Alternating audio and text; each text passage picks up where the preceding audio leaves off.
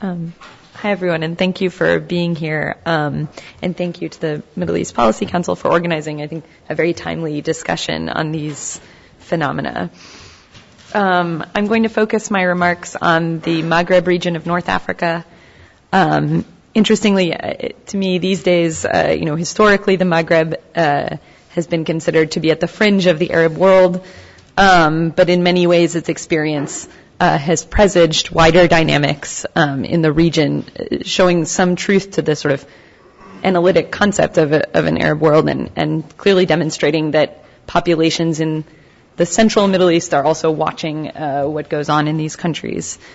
Of course, most recently, the Arab Spring started in Tunisia, but also Algeria's experience with experimenting with free-range political liberalization in the late 1980s, culminating in the 1992 military coup that prevented the Islamic Salvation Front from winning legislative elections, continues to be a touchstone of debate among analysts and elites throughout the region regarding questions of the legitimacy of restrictions on democracy, the legitimacy of the use of violence against authoritarian regimes, and other debates that remain quite sort of relevant for the region today. So the international community today is closely watching Egypt and Syria, but it's worth examining Tunisia, Morocco, and even Algeria as examples of what might be shaping up as an emerging regional order, albeit one that is shaky and prone to vast divergences among countries and cases. In that vein, much attention has been paid to power struggles between Islamists and secularists over the shape of emerging political orders and political systems within transitional countries in particular.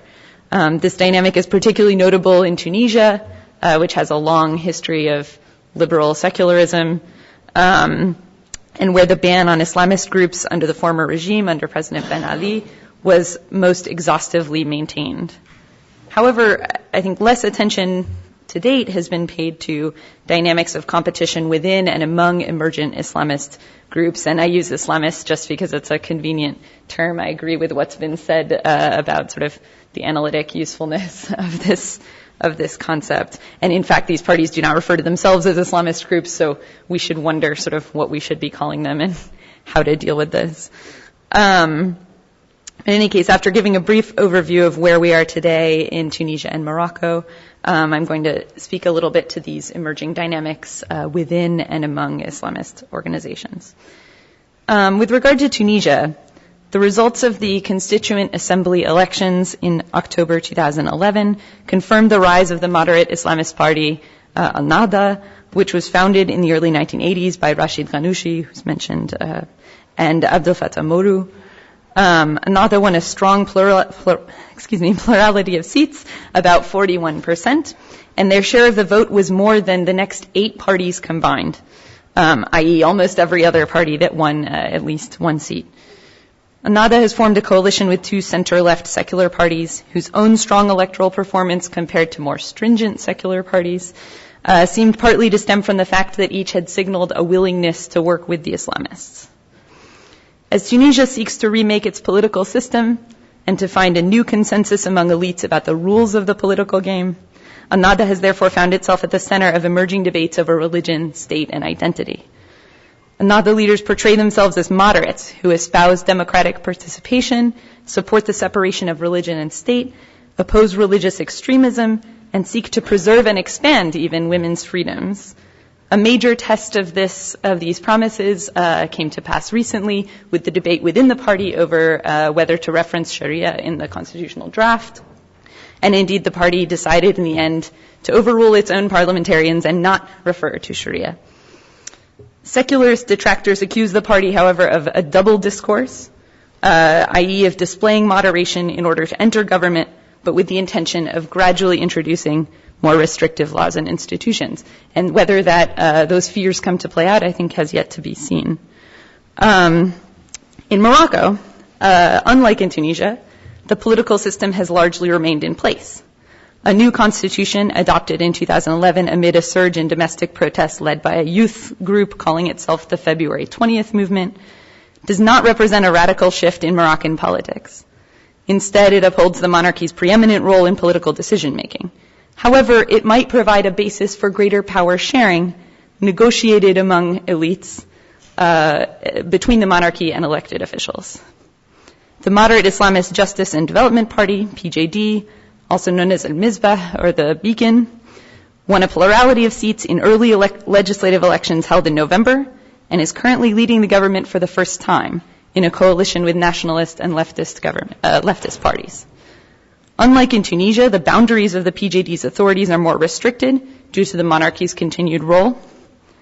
Some analysts view the PJD as unlikely to enact significant political change, as the party's leaders have long been primarily concerned with garnering acceptance from the monarchy in exchange for integration into the political system. In addition to its support for the monarchy, the PJD has sought to reassure secularists by indicating that it will not seek to impose strict Islamic codes of behavior or other contentious social issues.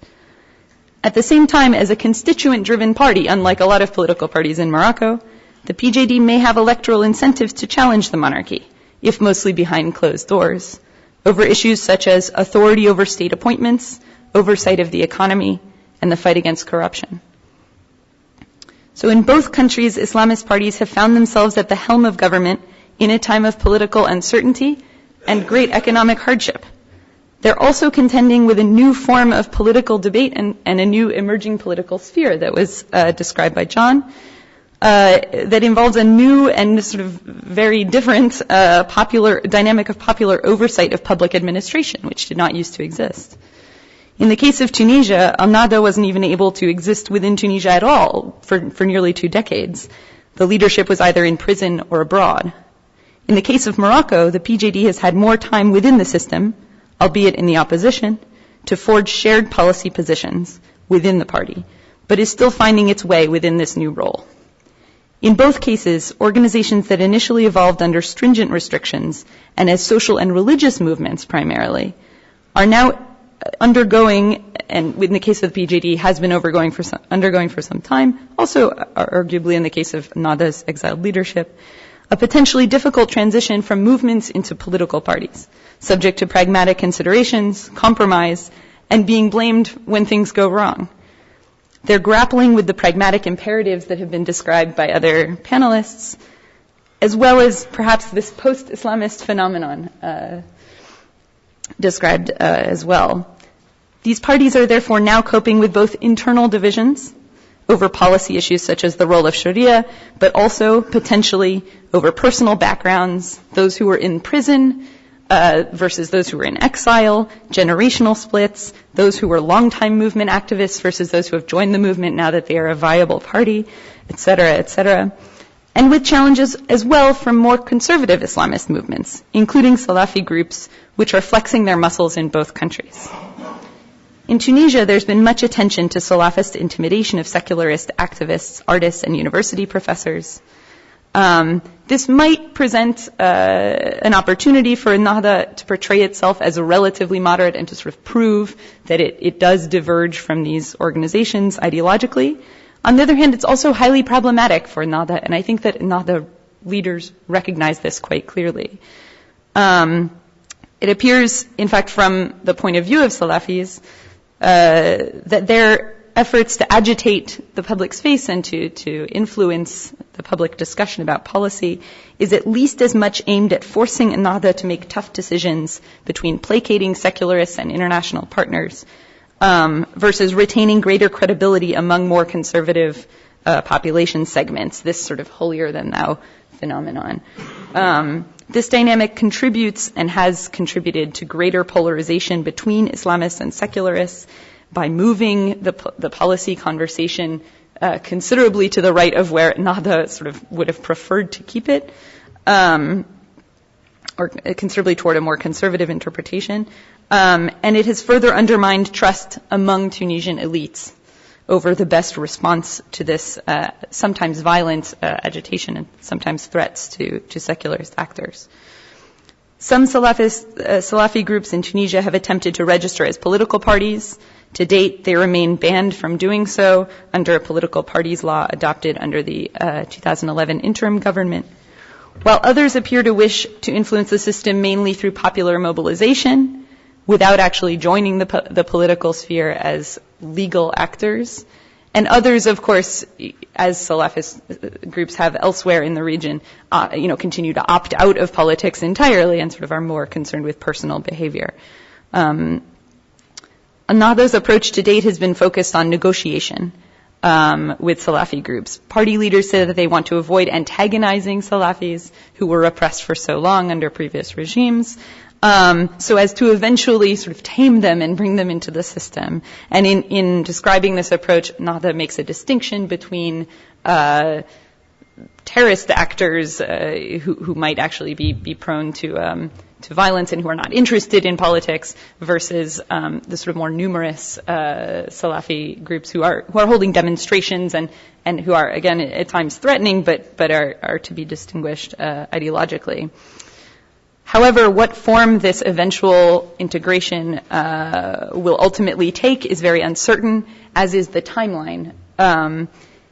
And the status of the political parties law, in fact, is ambiguous. It was adopted by a political reforms commission after Ennahda left that commission and declined to participate in its drafting. So in a way, there's a legal ambiguity about the grounds for legalizing a party. Ennahda leaders say that they want to review the law and then submit it to parliamentary approval in the assembly. It's unclear sort of the timeline and status of that review. There's also an ambiguity over the existence and mandate of the Ministry of Religious Affairs, which is an institution that stems from sort of a French secularist concept of the role of the state in regulating religious space and practice, and that was continued as an institution under Bourguiba and Ben Ali, and which in fact exists today. But as I think that there are debates within Ennahda over the legitimacy of such an institution, and that the future of it has yet to be seen. At the same time, the future of the party itself is very much in question. Rashid Ghannouchi has said that he will step down soon, although it's unclear exactly when, as Ennahda's president. He currently holds no formal position in government, but clearly plays a major role in shaping policy positions within the party. Ahead of the party's first Congress within Tunisia in decades.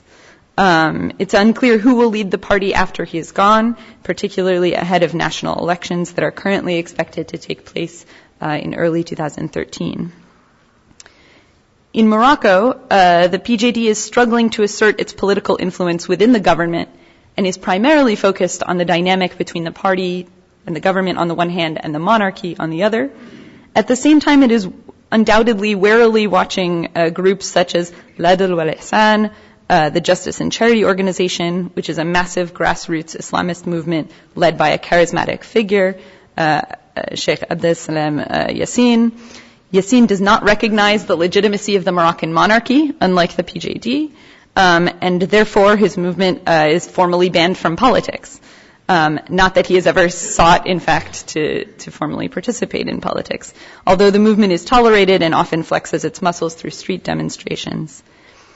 The Justice and Charity Organization played a key role in orchestrating turnout for the leftist secularist-led February 20th movement in 2011, which was an interesting case of strange bedfellows that we have yet to see elsewhere in the region. While Yassin generally calls for boycotting elections, the PJD has likely benefited from votes by individual adherents to this organization. In January, after formally breaking with the February 20th movement, Yassin then publicly lashed out at the PJD, essentially accusing them in an open letter of being palace lackeys. Each organization might see the other as a threat to its popular legitimacy. At the same time, the PJD's electoral success is likely sparking debates within the Justice and Charity Organization over whether to seek to participate more formally in the political system and what such a decision would entail in terms of compromise with the regime. PJD leaders may also be watching developments among Morocco's Salafist community. The king has appeared to grant greater space to Salafists over the past year, for example, granting royal pardons to dozens of Salafists who had been jailed in connection with the 2003 Casablanca bombings and other incidents. A well-known Salafist leader, Mohamed Fizazi, who was released from prison last year, has made statements in recent years, including from prison, showing an increasing interest in participating in some way in a democratic system, and recently indicated that he might form a political party.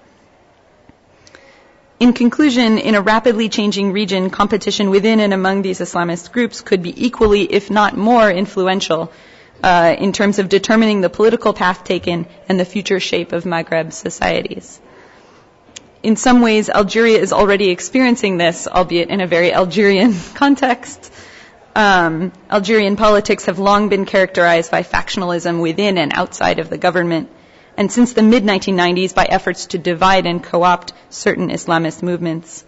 Today, political competition ahead of legislative elections scheduled to take place next month features much jostling for position between long-standing Islamist parties, such as the Movement for a Peaceful Society, the MSP, which has historic links to the Muslim Brotherhood, which participated in the government from the mid-90s until earlier this year, and a significant array of newly created Islamist parties that have been licensed over the past few months. In addition to emergent Islamist groups, it's worth asking about the future role of youth movements and how they will recalibrate strategies, if at all, to deal with this new political reality. Urban youth, of course, played a decisive role in protest movements in Morocco and Tunisia, but their cohesiveness and ability to put forward a shared political vision have faltered over the past year. Will we see other outsider coalitions between student groups and grassroots Islamist movements, as we saw in Morocco? It seems unclear to me, but this is something that we should be watching. I'll leave it to the Q&A at that.